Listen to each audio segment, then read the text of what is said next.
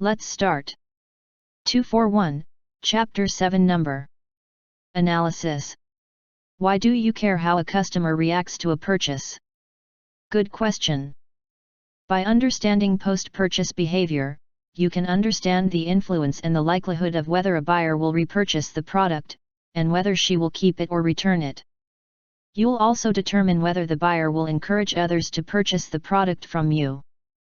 Satisfied customers can become unpaid ambassadors for your business, so customer satisfaction should be on the top of your to-do list. People tend to believe the opinions of people they know. People trust friends over advertisements any day. They know that advertisements are paid to tell the good side and that they're used to persuade them to purchase products and services. By continually monitoring your customers' satisfaction after the sale, you have the ability to avoid negative word-of-mouth advertising. MTC. Good job. MTC. Let's start. 241, Chapter 7 Number. 01.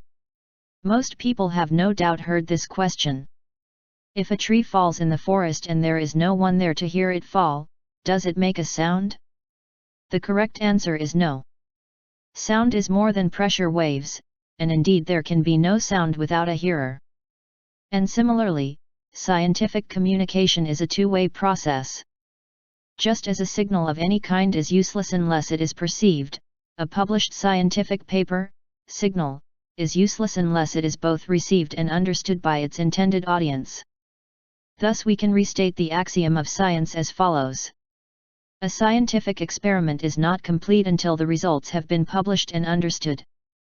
Publication is no more than pressure waves unless the published paper is understood. Too many scientific papers fall silently in the woods. MTC. Good job. MTC. Let's start. 241, Chapter 7 Number. 02. If we adopt technology, we need to pay its costs. Thousands of traditional livelihoods have been pushed aside by progress, and the lifestyles around those jobs removed. Hundreds of millions of humans today work at jobs they hate, producing things they have no love for. Sometimes these jobs cause physical pain, disability, or chronic disease. Technology creates many new jobs that are certainly dangerous. At the same time, mass education and media train humans to avoid low-tech physical work, to seek jobs working in the digital world. The divorce of the hands from the head puts a stress on the human mind. Indeed, the sedentary nature of the best-paying jobs is a health risk for body and mind. MTC. Good job. MTC. Let's start. 241, Chapter 7 Number. 03. Our language helps to reveal our deeper assumptions. Think of these revealing phrases. When we accomplish something important, we say it took blood, sweat, and tears. We say important achievements are hard-earned. We recommend a hard day's work when day's work would be enough. When we talk of easy money, we are implying it was obtained through illegal or questionable means. We use the phrase "that's easy for you to say" as a criticism, usually when we are seeking to invalidate someone's opinion. It's like we all automatically accept that the right way is, inevitably, the harder one. In my experience, this is hardly ever questioned. What would happen if you do challenge this sacred cow? We don't even pause to consider that something important and valuable could be made easy. What if the biggest thing keeping us from doing what matters is the false assumption that it has to take huge effort?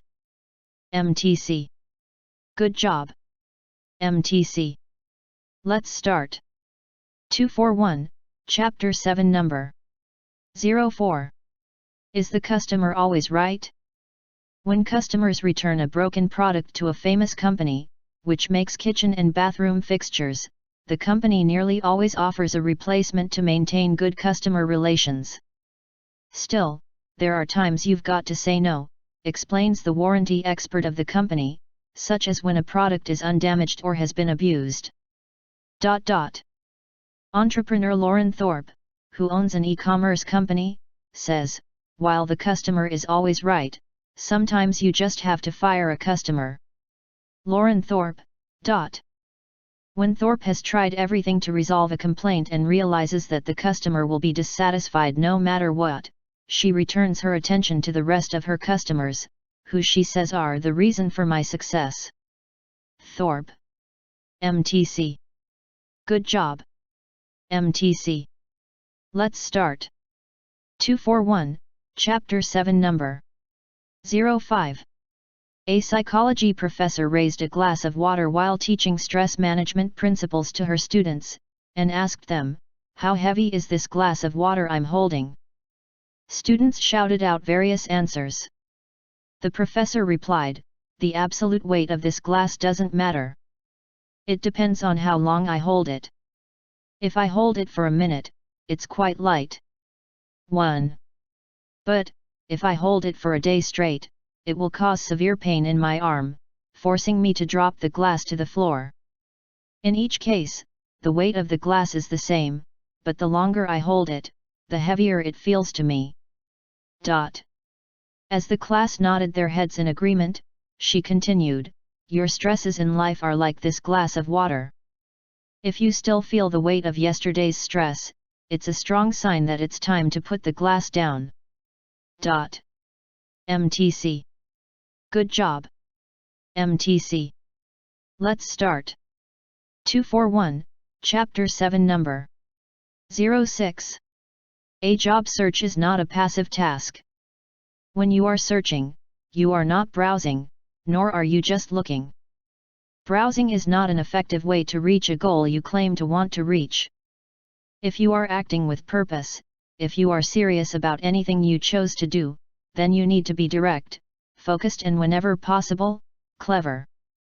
Everyone else searching for a job has the same goal, competing for the same jobs.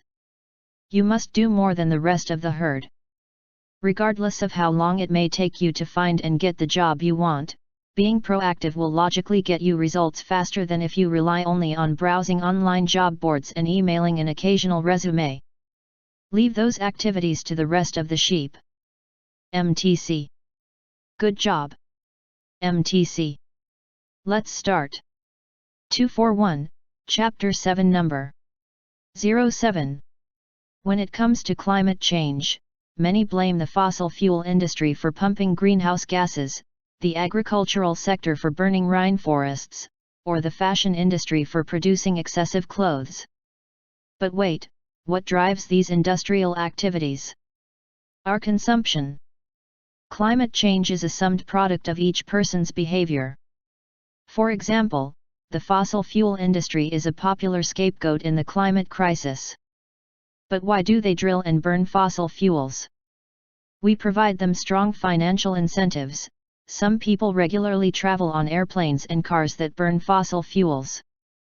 Some people waste electricity generated by burning fuel in power plants. Some people use and throw away plastic products derived from crude oil every day. Blaming the fossil fuel industry while engaging in these behaviors is a slap in our own face. MTC. Good job. MTC. Let's start. 241, Chapter 7 Number 08. Nothing is trash by nature. Anthropologist Mary Douglas brings back and analyzes the common saying that dirt is matter out of place. Mary Douglas. Dirt is relative, she emphasizes. Shoes are not dirty in themselves, but it is dirty to place them on the dining table. Food is not dirty in itself, but it is dirty to leave pots and pans in the bedroom, or food all over clothing. Similarly, bathroom items in the living room, clothing lying on chairs. Outdoor things placed indoors, upstairs things downstairs, and so on. Sorting the dirty from the clean, removing the shoes from the table, putting the dirty clothing in the washing machine involves systematic ordering and classifying. Eliminating dirt is thus a positive process. MTC. Good job.